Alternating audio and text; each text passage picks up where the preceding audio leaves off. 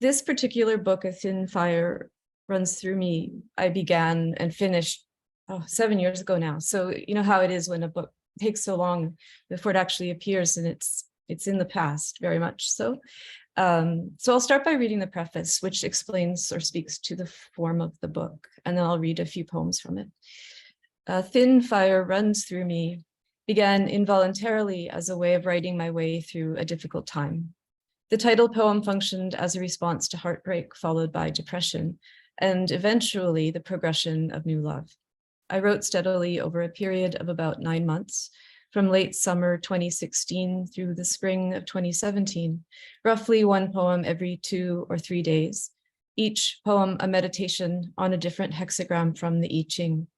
The quotidian became interwoven with the political and the ecological. Through selection and juxtaposition of fragmented details, these hexagrams aim to grapple with my own personal situation and to document the tenor of this time. It's the run-up to the election of Trump as president of the United States. Ratko Mladic is on trial at The Hague for genocide and crimes against humanity. There's the rise of populist fascism.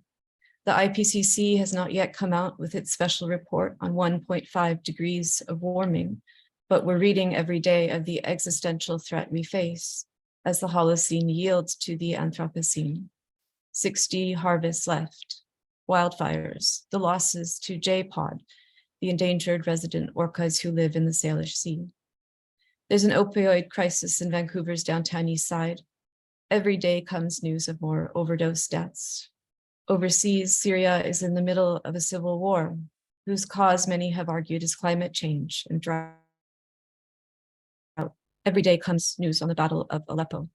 The quotidian offers us up minutiae, tweets, Instagrams, texts, social media posts, online news. We peer into other lives. We absorb words, headlines, violent events. We see and we don't see. These scraps are unintegrated, unintegratable, yet we carry them. At times, only poetry seems an adequate medium of response. So the first poem I'll read is, the book is divided into 3 sections. So the first poem is, first section is called Bluegrass, and it's a longer poem. So I'll read that one first. Bluegrass. My body is earth and blood and blue. I can't scour.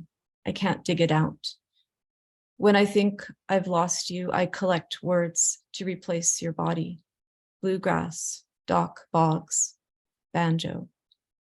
A handwritten sign in the window offers tattoos and tarot card readings. Gather yarrow, cast the I Ching. I have been vigilant. All night I was digging at your grave. In morning sunlight, your calm forms a skin, a blessing on me. Porto Cove, Furry Creek. A train's whistle threads Indian arm in the dark. I wake with the moon. You have sent me a telegram. The water is clay, teal, chalk, bruised pink as when petals rot. I covered my lover with flowers and wounds. I need more words than you can give. Spill of pine needles, the tide comes in. The water does not taste of salt. Swallow it. Crows burnt into your arms, one in flight, one at rest. Pitch on your wrist and brow. Yellow safety vest with orange stripes X'd on it, hung up to dry on the bathroom door. You come into me.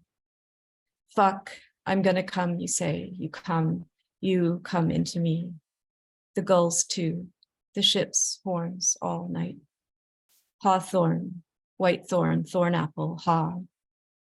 The bough groans and cries, tie rags to it. A banjo's notes plucked clean from the water, Sunday morning, but I wanted to marry that boy from the mountains. You tell me of railroad spikes and drone strings. I offer Cherokee blues, Karen Dalton. Consult the book of changes. I place it on your chest. Methods, yarrow, 3 coin, marbles, beads, or grains of rice. Hexagram 23, bow, stripping, splitting apart, flame. The typewriter cracks, letters open. There's no way of telling. Write these words down. She rings like silver and she shines like gold. Signals intermittent on the island. I make antennae with my body to receive your call. Initials carved in the peeled green skin of the arbutus. Lukupikron, bittersweets tattoo. Is it hexagram 2, kun, field reception, acquiescence, flow, or 39, jian, limping, obstruction, hobbled, bound? And when it comes, I can't read you.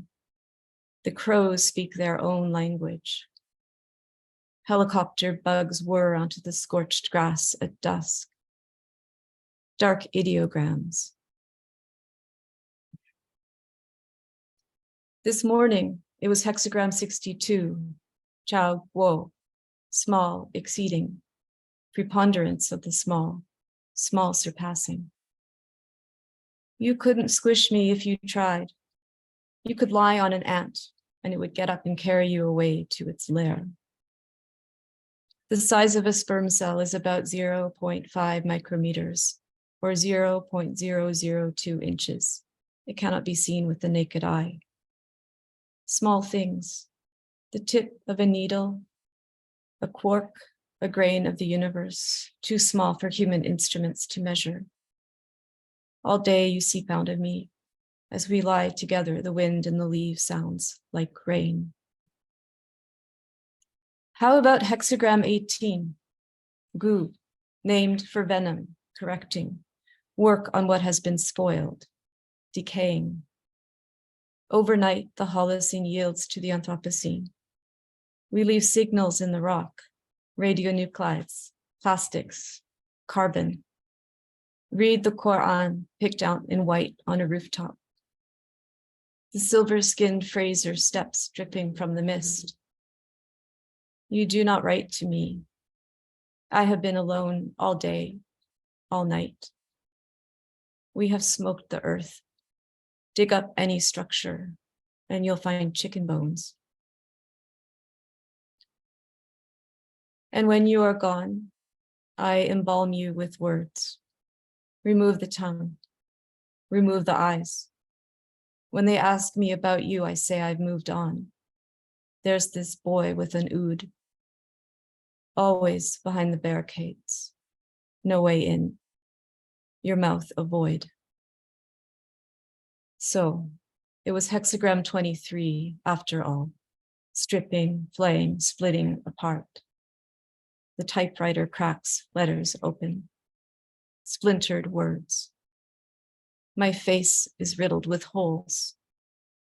All night I was digging at your grave. So that's bluegrass. And then I'm going to skip ahead to the third section of the book, which is, so each of the poems in the third section is based on a hexagram. Hexagram is like a series of 6 lines, broken or solid, and each one, there are all these sort of readings that have accrued to them over the centuries. And people use them to meditate on and think, ask a question, and you sort of read the various interpretations and come to your own decisions about what you might do based on that hexagram. So this final section is both each poem a meditation on a hexagram, but also it's speaking to the Song of Songs from a West Coast perspective. Just take a drink of water. 37, fire and ground. Behold, thou art fair, my love, as a mountain goat, a lily. My beloved is unto me as a cluster of campfire in the vineyards of En-Gedi, as the scales of the western red cedar on Swordfern Trail, as the blue of the lupine grown from seed that flowers only in the second year. Behold, thou art fair, my love. Our bed is green with licorice fern. Our house is cedar, and our rafters amabilis fir. 15. Yielding. My beloved knocks, saying, open to me. I open to my beloved. I am blackberry and bluegrass, ragwort and sundew, sphagnum, bog laurel, cedar and fescue. As the little blue blackberries on Salah's pink stem, as the licorice fern, its rhizomes anchored to maple. You are the bittersweet, its berries split red in the sun. 53. Slow progression. In the clefts, in the knots, in the smooth grain of the old growth, in the small pink tongues of the corydalus and the green bracts of the lilac, something grows from a blueprint, a seed, incremental, in the cone and the catkin, in the flakes of lichen. As the apple tree among the trees of the wood, my beloved, feed me with dust. I sit in your shade. For lo, the winter is past. The rain is over and gone. 16. Providing for. Who comes out of the wilderness like wood smoke, like the drift of rain? The steams are rising. The salmon return. Look for me in blue spruce and cloudberry, witch hazel, violet, madrone and juniper, licorice fern, cherry. Awake, north wind, and come south. Let my beloved come into his garden and eat his pleasant fruits. 34. Great invigorating. Come, my beloved, let us go forth this morning. Let us go into the muddy lanes. Let us get up early and see the yellow forsythia, the white magnolia. Let us go to the bog to look for sundews, for thimbleberry and the blossoms of Labrador tea. I am sphagnum and charnosm, the waters of Musqueam Creek. Your hips are like lilies, your legs as cedar saplings. You are most lovely. Your mouth is sweet as Nootka rose. Let us go into the damp streets. There I will give you my love. 25. Fidelity. Press me as a seal on your heart. Carve your name on my arm. I seek him whom my soul loves. I hold him and I do not let him go. The coals thereof are coals of fire, this vehement flame. Water cannot quench love, floods cannot drown it. Love is strong as death, cruel as the grave. I reach for you in the night, but you are gone. 42. Augmenting. Stay me with flagons, comfort me with apples. I am sick with love. I charge you, O my sisters, by the sword fern and Oregon moss. Do not stir, do not awaken, my love. You are in the mycelia and subalpine trails. You are in the yellow cedar. You are in the eye of the wind, in the dark-eyed junco, and the flicker's call. Until winter comes, I lie in your shade. Black plums everywhere stain the ground. Until the day breaks and the shadows flee, turn, my beloved. Be like a young harp on the mountains of Bether. 63. Already fording. You have clipped my breath. You have stanched my tongue. Sword fern, sphagnum and cedar, spikenard, fescue. Your lips a braid of scarlet. Ani le dodiv, dodili, your voice a nigun. Coals of fire touched to lip, held too long. Come with me.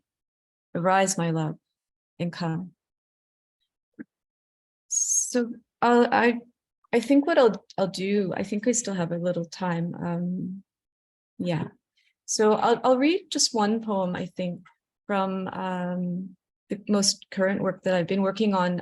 A lot of it is much more connected to things like wildfires and climate change. And in particular, the one I'm going to read to you is part of a longer sequence called Seeds.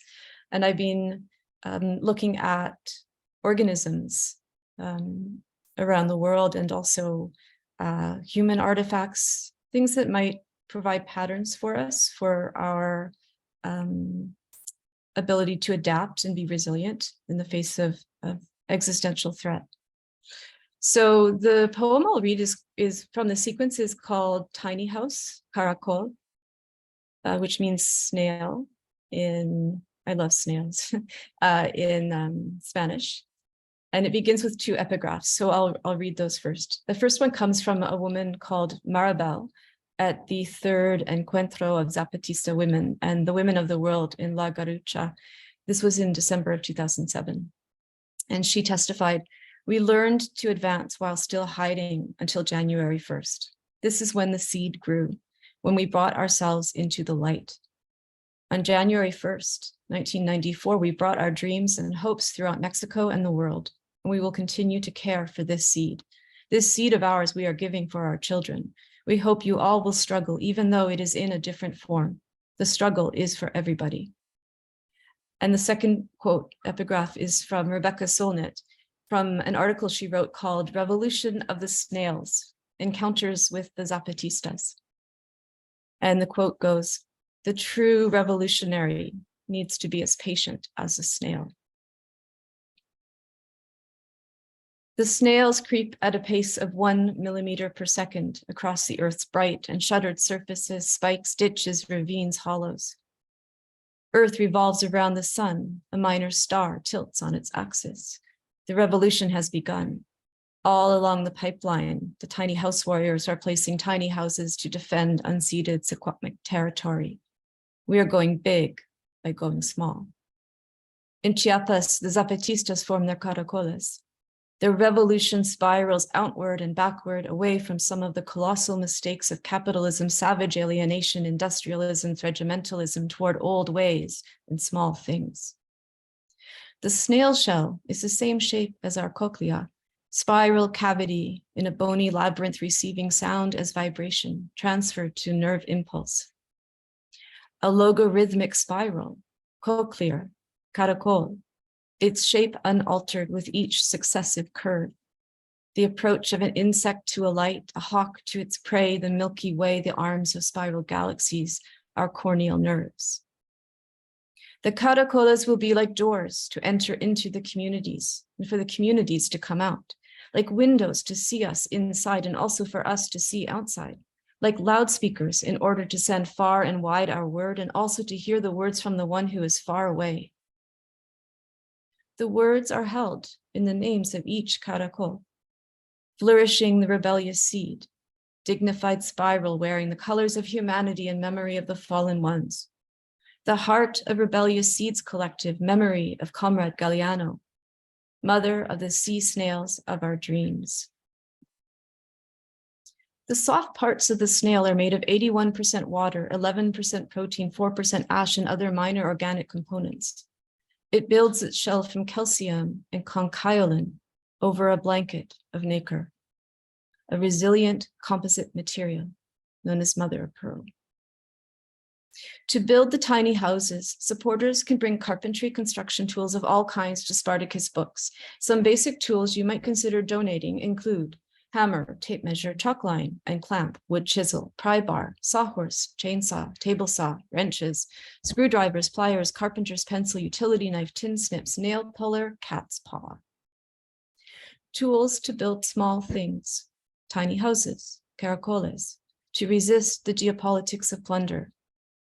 There are currently 77 military bases in Chiapas, most of them located in the autonomous regions controlled by the Zapatistas, or in areas rich in natural resources, water, uranium, and the barite used for fracking and the drilling of oil wells. The snails never stop building their shells. Umbilicus, aperture, suture, whorl. 10 tiny houses will be built and placed strategically along the 518-kilometer trans-mountain pipeline route to assert Secwepemc law and jurisdiction and block access to this pipeline. We are going big by going small. The smallest snail, Angustipula dominici, could slip through the eye of a needle.